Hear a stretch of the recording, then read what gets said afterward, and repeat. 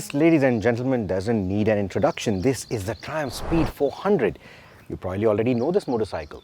What you probably don't remember anymore is the splash it made with the pricing upon launch. It got everyone thinking, it made everyone sit up and take notice. But of course, that was introductory pricing. Over the few months, the price has gone up.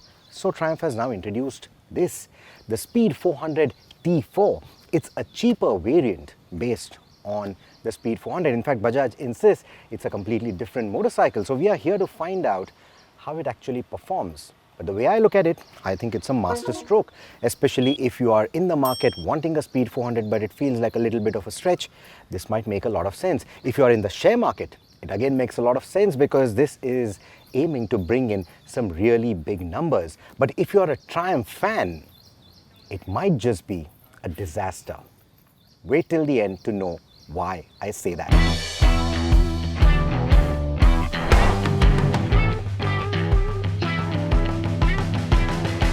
So let's address the elephant in the room. Why was this variant even needed?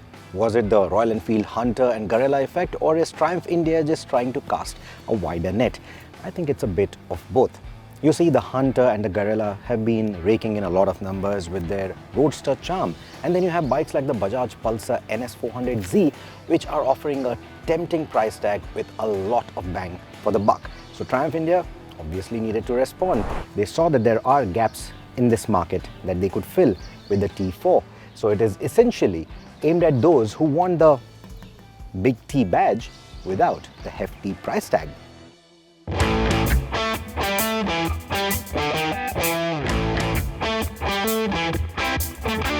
So where does the Speed 400 T4 sit in the market? Let's break it down. It's still a 400, which means it offers a performance advantage over the likes of the Royal Enfield Hunter 350. And in terms of the pricing, it slots between the Pulsar 400 and the Royal Enfield Guerrilla 450, again undercutting the Royal Enfield. So these are the kind of gaps that it aims to fill, both in terms of pricing and also in terms of performance. It uses the same bore and stroke as the Speed 400 we know of already, but has a 9 PS lower power output and marginally lesser torque, which is achieved by playing with the cams, the crank and the software. It also idles at a slightly lower 1200 RPM and has a distinct sound at standstill. Let's play spot the differences. You will see a more satin finished exhaust on this one, that's an all black. But let's also take a listen.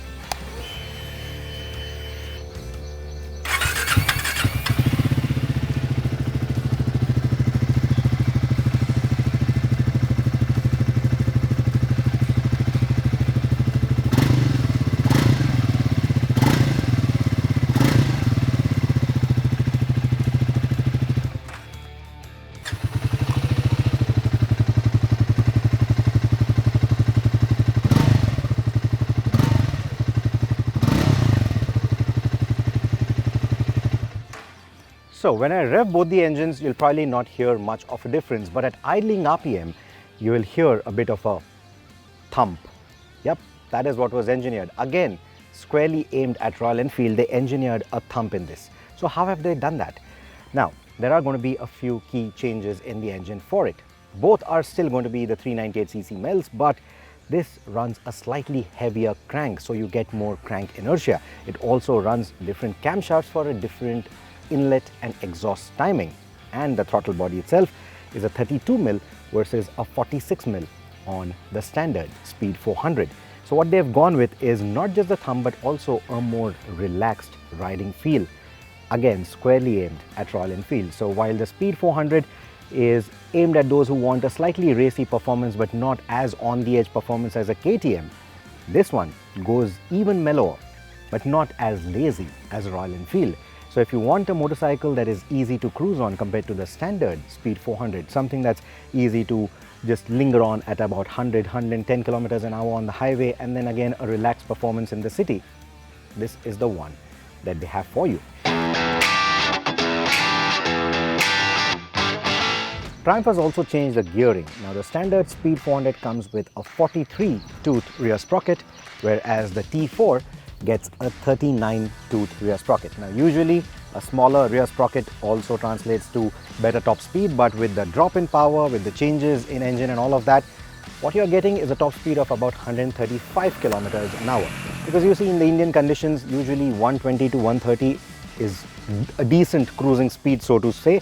And again, because it's squarely aimed at Royal Enfield, 120, 130 is usually the zone Royal Enfields aren't very comfortable in. So they want to make sure that the speed T4 still feels comfortable at that speed.